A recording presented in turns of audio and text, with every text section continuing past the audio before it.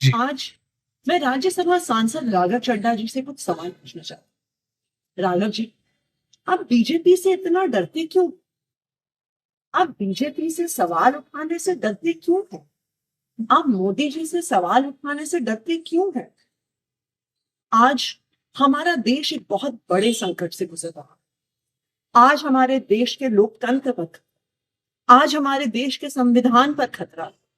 आज हमारी आंखों के सामने इलेक्शन कमीशन का मिसयूज करके पश्चिम बंगाल का इलेक्शन चुराया जा रहा है, लेकिन आप उस पर सवाल नहीं उठा रहे। आप उस पर बोलने से डर रहे हैं।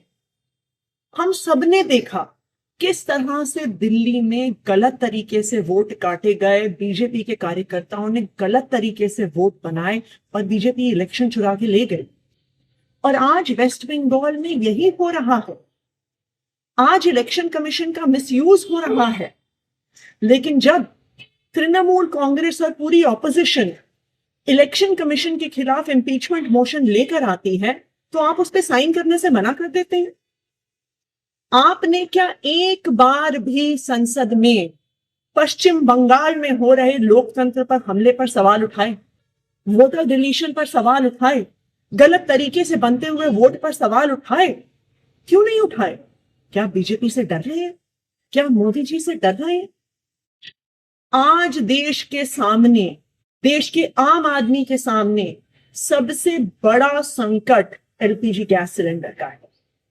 आप तो बड़े आदमी हैं, राज्यसभा के सांसद हैं, हो सकता है आपको दिक्कत ना आती, लेकिन एक आम परिवार, एक छोटे से मकान में रहने वाला, एक कच्ची कॉलोनी में रहने वाला एक गैस सिलेंडर के कनेक्शन के परिवार को आज अपने बच्चों के लिए खाना बनाने में दिक्कत हुई। पिता सोच रहे हैं मैं काम पर जाऊं, दिहाड़ी लेकर आऊं, या लंबी लंबी लाइनों में खड़ा होकर गैस का सिलेंडर लेके आऊं कि कल मेरे बच्चों के लिए लंच बन सके। जब आम आदमी पार्टी ने पंजाब में, दिल्ली विधानसभा में सिलेंडर का सवाल उठाया, जब आम आदमी पार्टी के सांसदों ने एलपीजी सिलेंडर का मुद्दा उठाया, और आपको जब एलपीजी के मुद्दे पर बोलने के लिए कहा गया, तो आप चुप रह गए। आप मोदी जी से डर गए क्या? आज इस देश में हर इंसान को यह तय करना होगा कि क्या वो मोदी जी के साथ है या वो संविधान के साथ है, लोकतंत्र के साथ।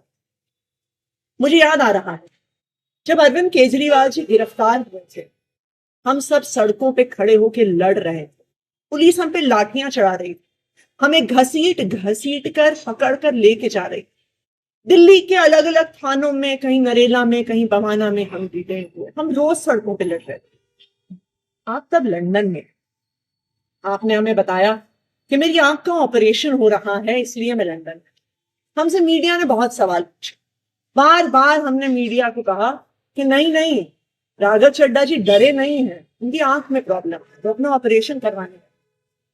लेकिन आज राघव जी, मेरे मन में भी ये सवाल आ रहा कि जब अरविंद केजरीवाल जी गिरफ्तार हुए, तब भी आप बीजेपी से डर गए, तब भी आप मोदी जी से डर गए, क्या आप डर के लंदन भाग गए? देखिए, हो सकता है कि आप मोदी जी से डरते, हो सकता है आप जेल जाने से डरते, लेकिन हम अरविंद केजरीवाल के सिपाही हैं। हम ना बीजेपी से डरते हैं, ना मोदी जी से डरते हैं, ना उनकी एजेंसी से डरते हैं, ना जेल जाने से डरते हैं।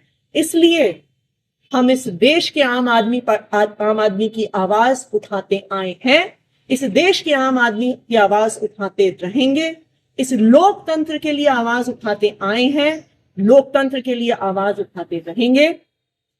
राघव जी, मोदी जी से डरने से, बीजेपी से डरने से संविधान नहीं बचेगा, लोकतंत्र नहीं बचेगा।